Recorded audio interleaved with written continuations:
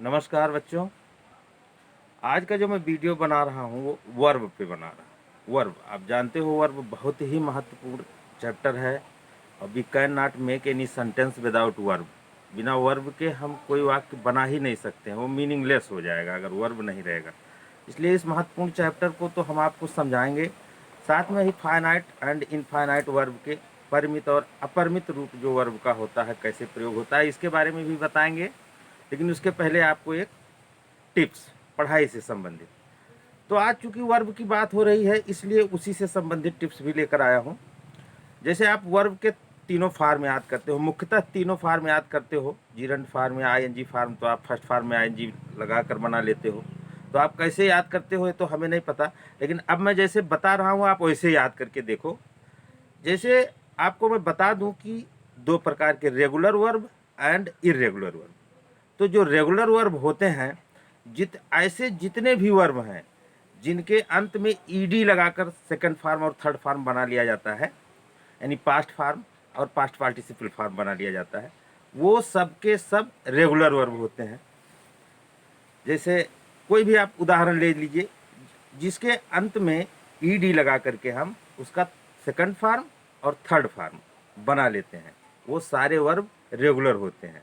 और जिनके या तो वही वर्ड सेम रह जाए या उनके बदल जाए, शब्द बदल जाए, पूरा शब्द ही बदल जाए। जैसे गो, बेंट, गान, या कुछ शब्द तो ऐसे होते हैं उनका जैसे कट कट कट, तीनों एक ही हो गया। हिट का भी ऐसे ही होता है, रीड का रेड स्पेलिंग वही रहती है, प्रोनाउंसिएशन बदल जाता है, रीड रेड रेड हो जाता है। तो आप ये जानिए कि ऐसे 95% वर्ब जो हैं वो रेगुलर वर्ब हैं, जिनके अंत में ईडी लगा करके सेकंड फार्म और थर्ड फार्म बना लिया जाता है। तो अब आप कैसे याद करो? तो जब 95% रेगुलर वर्ब हैं, उनमें कुछ करने की ज़रूरत नहीं है। अगर आपको बेस फार्म यानी मेन फार्म याद है तो ईडी लगा करके आप बना लोगे। तो जो इरेगुलर हैं वो 5% हैं। तो जितने इरेगुलर वर्ब हैं उनको आप लर्न कर लो। अब जब इरेगुलर लर्न हो गए, बाकी रेगुलर का आपको पता ही है कि लास्ट में ईडी लगा करके बना लेना है ना? आसान, कितना आसान हो जाएगा आपके लिए। सिर्फ 5% लर्न करना है, उसके बाद मेन फार्म या प्रिंसिपल फार्म कह लीजिए, ऑर्डिनरी फार्म कह लीजिए, बेस फार्म कह लीजिए, एक मेन फार्म याद कर लीजिए, तो आपका बहुत बन जाएगा वो। इसलिए इस टिप्स को फॉलो करें और देखें, निश्चित रूप से इससे आपको काफ़ी फ़ायदा मिलने वाला है। अब बात करते हैं हम आज वर्ब की। आप लोग जानते हो कि बिना वर्ब के कोई सेंटेंस हम नहीं बना सकते हैं। अगर वर्ब को निकाल दें तो सेंटेंस मीनिंगलेस हो जाएगा। अब वर्ब को समझने के लिए आप वर्ब को पढ़ते हो तो आप इस तरह से देखते हो कि वर्ब की डिफिनीशन। अब वर्ब की डिफिनीशन क्या होती है? तो वर्ब की definition, a verb is a word that denotes an action or state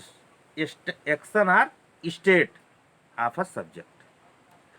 किसी भी सब्जेक्ट का, यानी कर्ता का, किसी भी सब्जेक्ट का या तो वो एक्शन बताएगा और या उसका स्टेट बताएगा, परिस्थिति बताएगा, तो वो वर्ब होता है। और भी परिभाषाएं हैं वर्ब की, saying something about the subject, किसी के बारे में कुछ कहा जा रहा है, वो सब वर्ब होता है। अब इसको समझने के लिए ध्यान दीजिए, बड़ी सरलता से समझा रहा हूँ, आप समझिए इस बात को। तो जैसे आप देखते हो कि एक तो हो गया मेन वर्ब, जिसको आप कहते हो बेस फार्म। और मेन वर्ब में आपका क्या हो जाता है? स्टेट भी हो जाता है और एक्शन भी हो जाता है। स्टेटिव और डायनामिक एक्शन इस प्रकार से प्रयोग करते हैं। ठीक उसी प्रकार से जो है एक्सिलरीज वर्ब, एक्सिलरीज हैं, इसको हेल्पिंग वर्ब भी कहते हो आप। तो एक्सिलरी में भी दो प्रकार के हो जाएंगे, एक तो हो जाएंगे प्राइमरी एक्सिलरीज और दूसरे हो जाएंगे मॉडल एक्सिलरीज, यानी primary auxiliaries and model auxiliaries. बात आगे बढ़ाते हैं। इसी प्रकार से आप देखते हो, प्रयोग करते हो वर्ब का कि जो है मॉडल्स में बहुत सारे मॉडल्स हैं। जैसे कुछ वर्ब्स के बारे में हम बताते हैं आपको, is, are, am, was, were, do, does, did, have, has, had, should, can, may, might, ought, इस तरह से तमाम वर्ब हैं। तो ये जो मेन वर्ब हैं वो कभी कभी लिंकिंग वर्ब की तरह भी यूज होते हैं। अब हम उदाहरण से आपको समझाते हैं, एग्जाम्पल लेते हैं। जैसे यहाँ एक बात और समझ लेने की ज़रूरत है कि जो सब्जेक्ट और वर्ब का एग्रीमेंट है, तालमेल बैठाना, वह भी बहुत ज़रूरी है। ऐसे सारे वर्ब जिनको वर्ब का ऐसा रूप जो किस हिसाब से बदलते हैं, देखिए जो वर्ब और सब्जेक्ट का एग्रीमेंट है, तो या तो सब्जेक्ट के नंबर के अनुसार से यानी वचन के अनुसार से वर्ब बदल जाएगा, वर्ब का रूप बदल जाएगा, या तो पर्सन के हिसाब से बदल जाएगा उसका वर्ब का रूप, और या सेंटेंस के टेंस बदलने पर वर्ब का रूप बदल जाता है। उदाहरण के लिए मैं लेता हूँ एग्जाम्पल, किसी सेंटेंस, एक सेंटेंस लेते हैं। जैसे मैंने कहा कि he likes Apple, he likes Apple. अब इसको अगर ही लगाया हमने, सब्जेक्ट क्या है, ही है, तो अब यहाँ पर अगर हम पर्सन चेंज करें और ही की जगह आई कर दें तो लाइक्स का लाइक हो जाता है, आई लाइक एप्पल्स, और ही के साथ ही लाइक्स एप्पल, लाइक में SIS जुड़ गया। अब इसी तरह से अगर उसका पर्सन चेंज हुआ सब्जेक्ट का तो भी वर्ब का रूप बदल जाता है, या सब्जेक्ट का नंबर चेंज हो जाए तो नंबर चेंज हो गया, तो जैसे कहा गया ही लाइक्स एप्पल्स, और अगर ही की जगह इसको दे हो जाए तो क्या हो जाएगा, दे लाइक एप्पल्स। तो आप जानिए वर्ड का जो फर्स्ट फार्म यानी मेन फार्म होता है वो हमेशा प्लूरल फार्म में होता है। जब भी सब्जेक्ट प्लूरल होगा तो मेन फार्म यूज हो जाएगा। या इसको पास्ट टेंस में बोल के देख लें तो ही लाइक्ड एप्पल्स, तो क्या हो गया, लाइक्ड हो गया, लाइक का रूप बदल गया, वर्ब का रूप बदल गया। तो ऐसे जितने भी वर्ब के रूप हैं जिनका इफेक्ट पड़ता है सब्जेक्ट का पर्सन बदल जाने पर, नंबर बदल जाने पर, या सेंटेंस का टेंस बदल जाने पर, सीधी भाषा में जानिए वो सारे के सारे वर्ब फाइनाइट वर्ब कहे जाते हैं, परिमित वर्ब का रूप होता है उनका। अब यही बात है, यही वर्ब का और सब्जेक्ट का सब्जेक्ट का वर्ब का एग्रीमेंट भी है, तालमेल बैठाना भी इसे कहते हैं। बड़ी ही सरलता से मैं आपको बता रहा हूँ और आगे देखा जाए। अब बात करते हैं, ये तो हो गया वर्ब का। अब इसी में जैसे है हेल्पिंग वर्ब, टेंस के हिसाब से जब यूज वही वर्ब होता है तो वो हेल्पिंग वर्ब हो जाता है। इजारम हो, वाजबर हो, ये सब बी के ही रूप में ही, क्लियर जानिए, ये सब बी के रूप में ही हैं। इजारम वाजवेयर, ये बी माने होना, तो बी के रूप में ही इनका प्रयोग होता है, अलग अलग फार्म्स है। उसके बाद हैज हैव है, ये भी हैव का ही रूप है। डू डिड है तो ये डू का रूप है। इस तरह से वो अब इनका प्रयोग, जैसे मैंने कहा आई एम अ टीचर, तो आई एम ए टीचर, यहाँ पर टीचर एक परिस्थिति स्टेट बताया जा रहा है। यहाँ पर आपको क्या बताया जा रहा है, एक स्टेट बताया जा रहा है कि मैं टीचर हूँ। तो यहाँ पर यही आई एम मेन वर्ब के रूप में आया है और यहाँ पर लिंक बना रहा है, लिंकिंग वर्ब कहा जाएगा। यही इज ए डॉक्टर, यहाँ इज लिंकिंग वर्ब के रूप में आ जाएगा। लेकिन अगर इसको कहा जाए ही इज गोइंग, तो ही इज गोइंग, तो इज गोइंग, यहाँ गोइंग को हेल्प कर रहा है इज, तो ये क्या हो जाएगा, हेल्पिंग वर्ब हो जाएगा। अब आपको आगे बढ़ाते हैं, ट्रांसटिव इंट्रांसटिव वर्ब की बात आप करते हैं। तो आप जानते हो कि ट्रांसटिव इंट्रांसटिव में क्या है, अगर ऑब्जेक्ट आ रहा है वर्ब के साथ, तो कोई ऑब्जेक्ट आ रहा है तो क्या कहा जाएगा, ट्रांसटिव वर्ब। और अगर वर्ब के साथ ऑब्जेक्ट की बात चली है तो थोड़ा सा आप यहाँ जान लीजिए, डायरेक्ट ऑब्जेक्ट और इनडायरेक्ट ऑब्जेक्ट। कभी कभी क्या होता है, दो ऑब्जेक्ट के साथ आप ट्रांसलेशन आ जाते हैं या करना पड़ता है, बोलना पड़ता है। तो आप डायरेक्ट ऑब्जेक्ट और इनडायरेक्ट ऑब्जेक्ट को समझ रहे होंगे, ना समझ रहे हो फिर से समझ लें।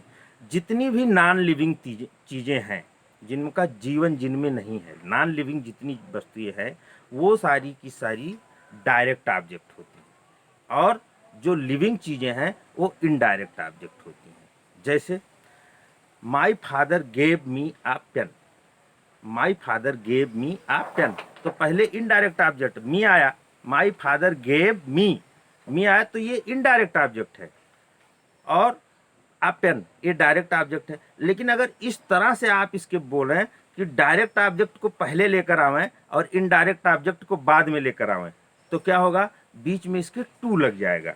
जैसे अब बोल के देखें, my father gave a pen to me, my father gave a pen to me. ध्यान से कई बार वीडियो देख ले, समझ में आ जाएगा, मुजबानी ही इसको समझें।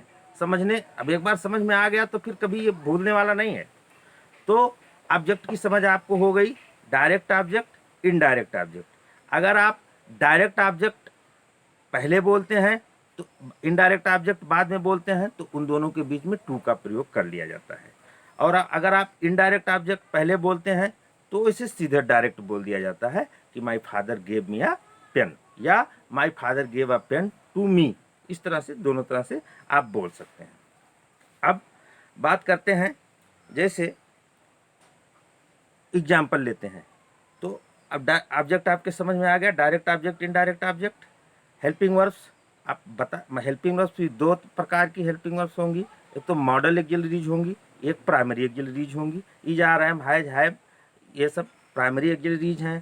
Can, may, might, ought, to, इस तरह से यूज टू का प्रयोग ये मॉडल एक्सिलरीज हैं। इनका एग्जाम्पल के तो लेकर के प्रयोग करते हैं। जैसे कहा गया चिल्ड्रन लाइक स्वीट्स, तो व्हाट लाइक चिल्ड्रन स्वीट्स, तो यहाँ पर ऑब्जेक्ट के साथ भी चिल्ड्रन लाइक, खाली चिल्ड्रन लाइक कह दिया गया तो इसका अर्थ पूरा नहीं निकलता है, उसके साथ स्वीट्स आया तो पूरा अर्थ निकला कि बच्चों को मिठाइयाँ पसंद हैं। अब वर्ब क्या है, लाइक, जो संबंध बना रहा है स्वीट से भी, स्वीट के ऊपर भी इसका प्रभाव है। तो ये क्या हुआ, ऑब्जेक्ट, स्वीट का ऑब्जेक्ट, सॉरी लाइक का ऑब्जेक्ट हुआ स्वीट। तो डायरेक्ट ऑब्जेक्ट और इनडायरेक्ट ऑब्जेक्ट ये भी आपको मैंने समझा दिया। अब हेल्पिंग वर्ब, लिंकिंग वर्ब की बात समझाई। ट्रांसिटिव, इंट्रांसिटिव, इसकी बात करते हैं। सकर्मक, अकर्मक, जब सकर्मक और अकर्मक दो प्रकार की, जैसे कर्म ऑब्जेक्ट स्वीट आया, तो स्वीट क्या है, ऑब्जेक्ट है वर्ब का, तो यहाँ पर क्या हो जाएगा, ये ट्रांसिटिव हो जाएगा। क्या हो जाएगा, ट्रांसिटिव हो जाएगा। जैसे मैंने कहा आई ड्रिंक, आई ड्रिंक, यहाँ पर ड्रिंक का कोई ऑब्जेक्ट नहीं, आई तो सब्जेक्ट हो गया, अब ड्रिंक हो गया वर्ब। अब ड्रिंक का कोई ऑब्जेक्ट नहीं है, तो जब ऑब्जेक्ट नहीं होगा तो क्या होगा, इंट्रांसिटिव वर्ब हो जाएगा। और जब और इसी को अगर मैंने कहा कि आई ड्रिंक वाटर, तो अब यहाँ वाटर क्या हुआ, ड्रिंक का ऑब्जेक्ट हो गया, तो यहाँ पर ये ट्रांसिटिव वर्ब हो जाएगा। आई ड्रिंक केवल बोला तो इंट्रांसिटिव, और आई ड्रिंक वाटर बोल दिया तो क्या हो गया, ट्रांसिटिव हो गया। उसी प्रकार से my father Yeats, my father Yeats, अब यहाँ फादर सिंगुलर है इसलिए ईट में एस बढ़ा दिया, तो माई फादर ईट्स, तो ये क्या हुआ, यहाँ पर ईट्स का कोई ऑब्जेक्ट नहीं है, लेकिन अगर यहाँ पर कोई ऑब्जेक्ट लगा दिया जाए कि माई फादर ईट्स ब्रेड, तो यही क्या हो जाएगा, ट्रांसिटिव हो जाएगा। और केवल माई फादर ईट्स बोला तो इंट्रांसिटिव हो जाएगा। आगे और भी लेते हैं, माई मदर रीड्स, अब माई मदर रीड्स, तो यहाँ पर कोई रीड है, वर्ब क्या है, रीड, रीड का सब्जेक्ट क्या है, माई मदर, लेकिन कोई रीड का ऑब्जेक्ट नहीं है। तो अब जब ऑब्जेक्ट नहीं है तो क्या हो जाएगा, इंट्रांसिटिव हो जाएगा। और अगर यही कहा जाए कि my mother reads the Ramcharitmanas, तो रामचरितमानस ये क्या हो गया, ऑब्जेक्ट हो गया वर्ब का, रीड का यहाँ पर, तो इसका ये क्या हो गया, ट्रांसिटिव वर्ब हो गया। तो जब वर्ब का कोई ऑब्जेक्ट आएगा तो क्या हो जाएगा, ट्रांसिटिव हो जाएगा, और जब वर्ब का कोई ऑब्जेक्ट नहीं होगा तो वो इंट्रांसिटिव रहेगा। ठीक है, अब ट्रांसिटिव इंट्रांसिटिव आपको और भी इसको रूल्स ऑफ वर्ब कैसे यूज किए जाते हैं इस पर भविष्य में वीडियो बनाऊंगा पूरा, लेकिन अभी आप इसको समझते चलिए, क्योंकि आज पूरा वर्ब नॉन फाइनाइट और फाइनाइट दोनों हम आपको एक ही वीडियो में समझाने का प्रयास करेंगे। इसी प्रकार से डबल ऑब्जेक्ट के साथ में मैंने आपको समझा दिया उदाहरण देकर कि डबल ऑब्जेक्ट के साथ में भी हम कैसे उसका प्रयोग करते हैं। अब वर्ब के कुछ और चीज़ें ले लेते हैं, जैसे इरेगुलर के बारे में आज टिप्स में ही बता दिया हूँ कि कैसे आप रेगुलर वर्ब का यूज करो, रेगुलर वर्ब और इरेगुलर वर्ब क्या होते हैं वह समझा ही दिया हूँ। अब आप सीधे शब्दों में यह समझिए कि जब वर्ब का रूप फॉर्म सब्जेक्ट के पर्सन के अनुसार से, नंबर के अनुसार से, या सेंटेंस के टेंस के अनुसार, according to tense of sentence, according to number of subject, according to person of subject change होता रहे, तो वो सब क्या होता है, फाइनाइट वर्ब होते हैं। वो सब क्या होते हैं, फाइनाइट वर्ब होते हैं। चाहे वो हेल्पिंग वर्ब के रूप में यूज हो रहा हो, चाहे मेन वर्ब के रूप में यूज हो रहा हो, और चाहे लिंकिंग वर्ब के रूप में यूज हो रहा हो, ट्रांसिटिव या इंट्रांसिटिव के रूप में यूज हो रहा हो। ये क्लियर हो गया आपका। अब देखते हैं नॉन फाइनाइट। इसको बच्चों देखिए, इसको डबल पार्ट ऑफ स्पीच भी कहते हैं। जब हम नॉन फाइनाइट की बात करते हैं तो इसको डबल पार्ट ऑफ स्पीच भी कहते हैं। अब डबल पार्ट ऑफ स्पीच याद रखिएगा, इसको कहते हैं। अब बात करते हैं कि नॉन फाइनाइट क्या होते हैं। तो एक सीधे शब्दों में जानिए, इसको 2+ वर्ब का फर्स्ट फॉर्म, जनरली 2+ वर्ब का फर्स्ट फॉर्म लगा करके हम बना लेते हैं। एग्जाम्पल से समझिए, जैसे मैंने कहा कि I want to go, I want to go, तो अब यहाँ पर वांट मेन वर्ब हुई वांट, टू गो, तो टू गो का अर्थ निकल के हमेशा जाना ही आएगा। मैं जाना चाहता हूँ, आई वांट टू गो, मैं जाना चाहता हूँ। इसी बात को जरा हम पर्सन बदल के देखते हैं और या नंबर बदल के देखते हैं। तो नंबर बदल के देखेंगे, आई का बी करें तो बी वांट टू गो। अब ही कर दें तो he wants to go. Past में बोल के देखिए तो आई वांटेड टू गो। मैं देखिए, अब हम पर्सन भी बदल रहे हैं और नंबर भी बदल रहे हैं, टेंस भी बदल रहे हैं, लेकिन टू गो ही रह रहा है। वांट का वांट्स हो जा रहा है, वांटेड हो जा रहा है। किसके किसके अनुसार, टेंस के अनुसार, नंबर के अनुसार, पर्सन के अनुसार, according to number, according to tense and according to person of subject change हो जा रहा है। लेकिन जो नॉन फाइनाइट हैं उनमें कोई भी परिवर्तन नहीं होगा, कोई भी चेंजिंग नहीं होगा। चाहे टेंस बदल जाए, चाहे नंबर बदल जाए, चाहे पर्सन बदल जाए, वह वैसे ही रहते हैं। ऐसे जितने भी वर्ब के प्रयोग होते हैं वो सब नॉन फाइनाइट्स होते हैं। अब नॉन फाइनाइट 3 टाइप्स के होते हैं। तो पहला क्या है, इनफाइनाइट।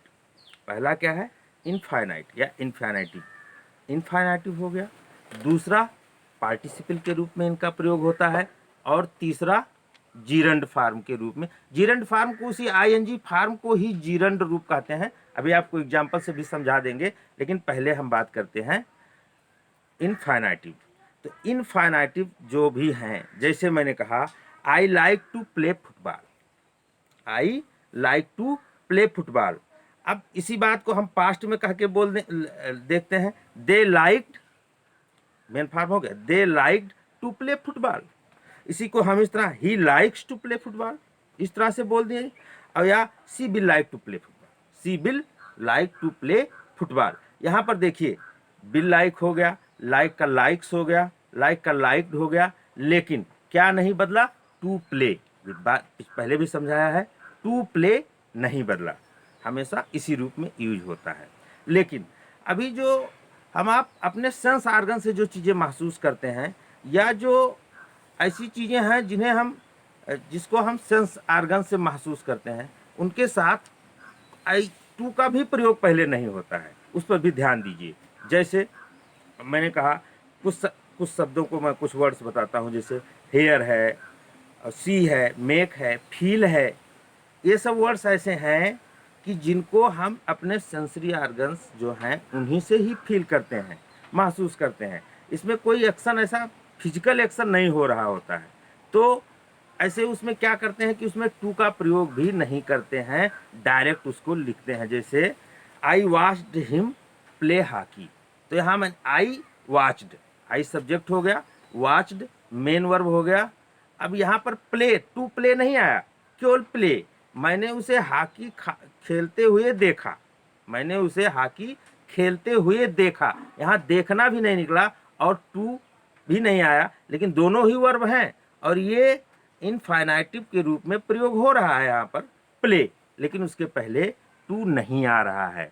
जैसे और भी लेते हैं, ही लेट मी गो होम, ही लेट मी गो होम। यहाँ भी देखिए गो, लेट का प्रयोग हो रहा है, ये भी एक मॉडल है। तो लेट का प्रयोग हो रहा है, लेकिन उसके बाद जो इनफाइनाइटिव के रूप में आ रहा है गो, उसके पहले भी टू का प्रयोग नहीं हो रहा है। हाँ, जैसे और भी लेते हैं, I saw him change the wheel, I saw him मैंने उसे देखा, मेन वर्ब सा आया, लेकिन आई सा हिम चेंज, चेंज भी आया, लेकिन चेंज के पहले टू का प्रयोग नहीं हो रहा है। तो कुछ शब्दों के साथ, कुछ क्रियाओं के साथ ऐसा भी होता है कि उनके पहले टू का प्रयोग नहीं होता है, फिर भी वो इनफाइनाइटिव ही रहते हैं। और आगे बात कर लेते हैं आपका पार्टिसिपल के। तो पार्टिसिपल जो है वो तीन प्रकार के होते हैं। कौन कौन से होते हैं? प्रेजेंट पार्टिसिपल, जिसमें वर्ब के फर्स्ट फॉर्म में आईएनजी लगा करके उसको आईएनजी फॉर्म या प्रेजेंट पार्टिसिपल कह लीजिए, या उसको जीरंड भी कह लीजिए, जीरंड फॉर्म। जीरंड यही पार्टिसिपल, प्रेजेंट पार्टिसिपल अगर नाउन की जगह आ रहा है, एज ए नाउन यूज हो रहा है, एज ए सब्जेक्ट यूज हो रहा है, तो जीरंड फॉर्म हो गया। उदाहरण के लिए आपको मैं बता दूं, जैसे walking is good for health, walking is good for health. अब यहाँ वॉकिंग एज ए सब्जेक्ट आ रहा है, यहाँ अर्थ निकल के आएगा टहलना स्वास्थ्य के लिए अच्छा है।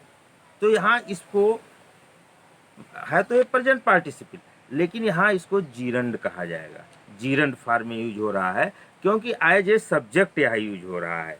इसी प्रकार से पास्ट पार्टिसिपल है। तो पास्ट पार्टिसिपल जो होता है वो आपका जो थर्ड फॉर्म है वही है। तो थर्ड फॉर्म पास्ट पार्टिसिपल का जब आप यूज करते हो, तो जैसे एक एग्जांपल लेते हैं कि this is a folded flower, this is a folded faded flower.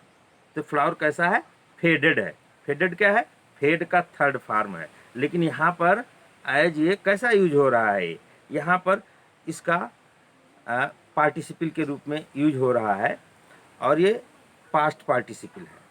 तीसरे प्रकार के होते हैं परफेक्ट पार्टिसिपल। परफेक्ट पार्टिसिपल में जब हैविंग, हैविंग शब्द है, हैविंग के साथ वर्ब की थर्ड फॉर्म लगा दी जाए तो वो परफेक्ट पार्टिसिपल होते हैं। इनका यूज ऐसे सेंटेंसेस में होता है जहाँ कोई भी सब्जेक्ट जो है एक काम को ख़त्म करके फिर दूसरा काम तुरंत शुरू करता है, एक काम को ख़त्म करके दूसरा काम शुरू करता है। तो एग्जाम्पल लेते हैं, तो having sold a old car, having sold his old car. अब देखिए, having sold his old car Mohan bought a new one, a new, Mohan bought a new one. Having sold his old car, अपनी पुरानी car बेचकर पूरी तरह से काम समाप्त हो गया है। हैविंग सोल्ड पूरी तरह से कार्य को समाप्त करके फिर नए कार्य कोई करता है, दोनों एक साथ आते हों, तब यहाँ पर परफेक्ट पार्टिसिपल का प्रयोग होता है। अब ये तो हो गया आपका पार्टिसिपल। उसके बाद जीरेंड फॉर्म के रूप में आपको बताया कि जैसे कहा my brother prevented me to play cards, my brother prevented me to play cards. तो ऐसा नहीं बोला जाएगा, तो कहा यहाँ पर ये इनकरेक्ट हो जाएगा। तो कैसे बोलेंगे? माई brother prevented me from playing card, from playing card. तो यहाँ पर कौन सा आया? प्लेइंग आया। ये करेक्ट होगा, पहले जो मैंने कहा वो इनकरेक्ट हो जाएगा। तो इस बात का ध्यान रखें। तो मैंने आपको बताया, आपको जैसे और भी एक एग्जाम्पल ले लेते हैं। तो it is no use your saying so, it is no use your saying so. तो यहाँ पर saying as a gerund use हो रहा है। तो इस तरह से फाइनाइट एंड नॉन फाइनाइट अपरिमित रूप क्रियाओं का और परिमित रूप किस तरह से यूज होता है तो ये बड़ा व्यापक, वर्ब बहुत ही व्यापक है इतना। लेकिन देखिए, कोई भी चीज़ टफ या कठिन तब तक रहती है जब तक आपके समझ में नहीं आती है। दुनिया में जितने भी, चाहे वो रॉकेट साइंस हो, चाहे जो कुछ भी हो, समझ में तो सबकी किसी न किसी के आता है ना। जिसके समझ में नहीं आता है उसके लिए वह कठिन होता है, और जिसके समझ में, जो बात आपके समझ में आ जाती है वो आपके लिए इजी हो जाती है, और जो बात आपके समझ में नहीं आती है वो इजी नहीं होती है। तो जैसे इसको वीडियो देखिए, 1 2 3 बार देखिए, फिर अपनी किताब में पढ़िए, बातें और क्लियर से समझ में आ जाएंगी। तो आज हमने आपको बताया कैसे फाइनाइट वर्ब, बिल्कुल समझ लीजिए, जिन पर भी, जिन वर्ब्स पर असर पड़ता है किसका, सब्जेक्ट के पर्सन को चेंज करने पर उसका फॉर्म बदल जाता है, सब्जेक्ट के नंबर को चेंज करने पर उसका फॉर्म बदल जाता है, सेंटेंस के टेंस को चेंज करने पर, होने पर उसका फॉर्म बदल जाता है। वो सब फाइनाइटिव वर्ब होते हैं। चाहे वो हेल्पिंग वर्ब हो, चाहे उसको लिंकिंग वर्ब कहिए, चाहे उसको मेन वर्ब कहिए, ऑर्डिनरी वर्ब कहिए, प्रिंसिपल वर्ब कहिए, फुल वर्ब कहिए, कंफ्यूज मत होइए, इन तमाम नामों से जाना जाता है। अगर उस पर कोई असर नहीं पड़ता है, नंबर चेंज होने पर, पर्सन चेंज होने पर, या टेंस चेंज होने पर, तो वो इनफाइनेटिव होते हैं, इनफाइनाइटिव होते हैं। इस बात को ध्यान रखिए। आज का वीडियो यहीं पर समाप्त करता हूँ। आगे आपको use rules of verb, verb use कैसे कैसे होते हैं, उसको पूरा एक विस्तार में वीडियो लेकर के आऊँगा, तो आपको उससे ज़्यादा सहायता मिलने वाली है। नमस्कार।